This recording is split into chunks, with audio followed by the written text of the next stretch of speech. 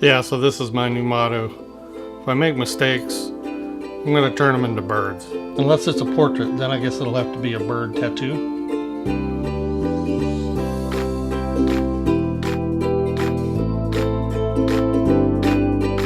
Hey Minders, welcome back to the Mind of Watercolor. And we are deep into this challenge now. As I record this is like day 20. Whew, man. You know, it's been so much fun. It is a little bit grueling, but so much fun. I mean, it would be probably easy or easier if all I had to do was just paint a painting every day and I didn't have to do anything else. But to maintain this channel, it takes a little bit more than that. Anyway, there's something equally thrilling and terrifying about getting up every day knowing today you're going to have to do a painting if you want to stay with the challenge. And I'm determined to make it to the finish line, and I'm learning so much, and I hope to do another video or two even after this one, just talking about some of the things that have happened. Well, today for instance, we're going to go over the next set that I've done since the last video, and I'll show you another speed painting. Maybe in the next video we'll get into some processes that I've been playing around with and a little more detail on that and why I decided to experiment with them and what I'm learning through that experimentation. So that part has just been gold. I mean, absolute gold. And if you're working on this challenge, even if you're just going to do 2 or 3 and there's still time left, I mean, like I said, today's day 20, you're still 10 days left to do a painting or 2 or 3. You know, why not just focus on that one thing that you've been wanting to try? There's nobody going to judge you. There's nobody out there going to say, oh, you shouldn't be doing that. So there's still time left. Give it a try. Exciting times, man. This challenge, I'm telling you. Nobody's winning the challenge. It's not a contest. Why? That's totally fair. This is just to learn stuff. Yeah, I know. You don't need to learn anything, Mr. Know-It-All. It's a reason that head's empty, you know. Alright, so we'll start with this one. This is day 15. This is in my Arches handmade book. This is a great blue heron that I took a picture of in Charleston. Just it was a really neat picture. It was only about 30 feet away from us and didn't seem to mind us at all, although it was watching us very closely. Looked like it was waiting for some fish to swim by. I don't know. But anyway, the whole thing was done in watercolor with just a few. I tipped some of these feathers here in white gel pen and gouache and just a couple spots here. I think there was some gel pen in a couple places there. Otherwise, the rest of it was transparent watercolor. And I started this to be a little looser, just to kind of in keeping with my goal of trying to develop a quicker style for location sketching. But it just became apparent as I painted it that this one would be better if I detailed the feathers a little more tightly. So that's what I did. So a little bit of break from the goal that I had been working. So day 15. Let's rotate here, and this is day 16. And this was a gentleman off of Sketchy, the Sketchy app. And I decided to do this in a duotone and go back to sort of my loose drawing and wash technique. And I wanted to try to work on a style the rest of the challenge that it was even more abbreviated yet. And I developed this drawing mostly as line and then just added a few washes. And as we get to some landscape where I tried the same technique, I started thinking of it as a pen and wash or a line and wash. And when we get to the landscape, I'll talk about that more. But here I developed the character very fairly detailed in line with this color.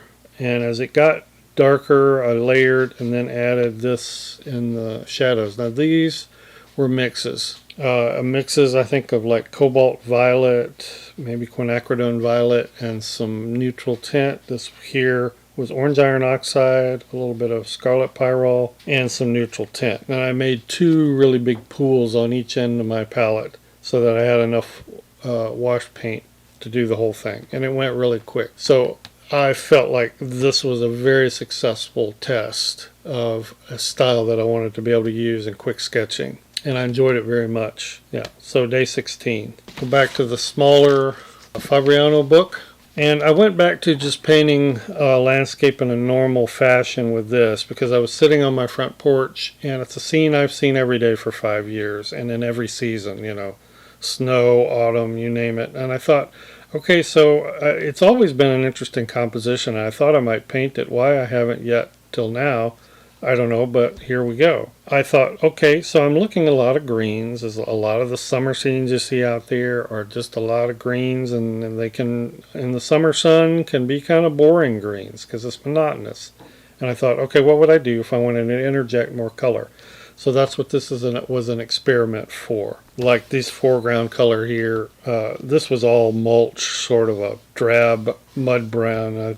I interjected the most color here. But in the shadows, I tried to make it colorful. And, you know, we have a nice hemlock tree back there. So I was able to get a nice range from real cool greens to these bright yellows and oranges. And it was a time of day where there was a nice sort of backlit line of foliage back there. So I was pretty happy with that. It was a good test, good color test. But now back to this technique. And this is what, day 17?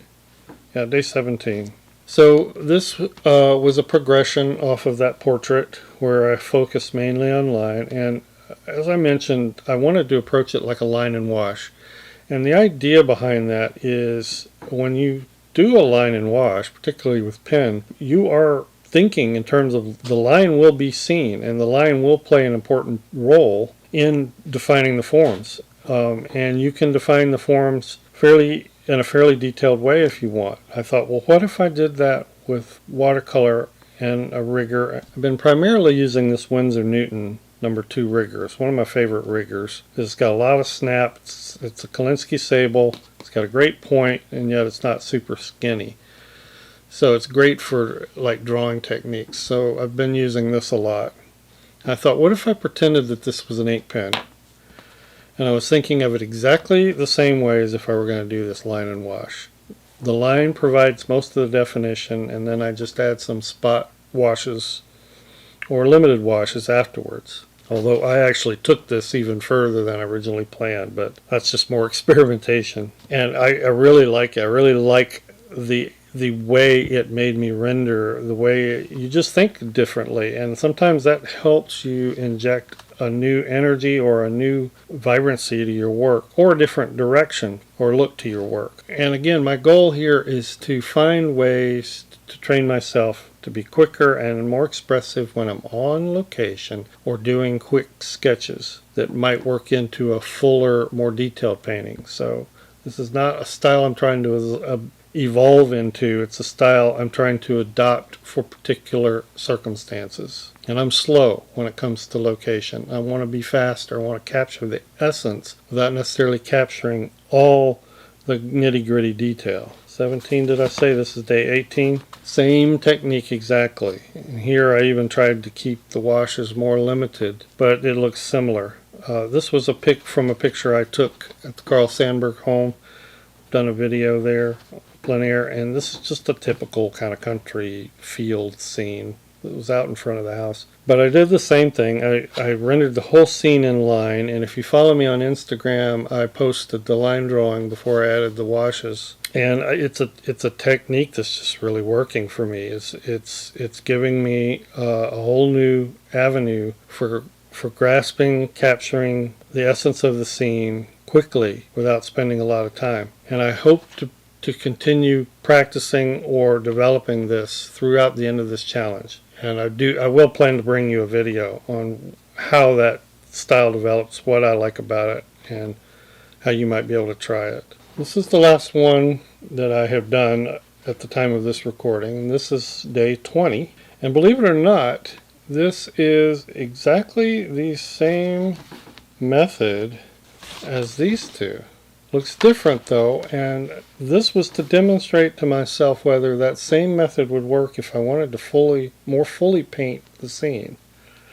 That's great because this is something that you can take back to the studio. Now I often take my plein air and on location sketches back to the studio to finish, but I'm usually not happy with how much I've captured on location. Using this new method, I think I would be. And so I sort of hypothesized, what if I were doing this, and I did a full line workup using a rigger, just as I have with those other two, but I went in and I fully painted the thing in color.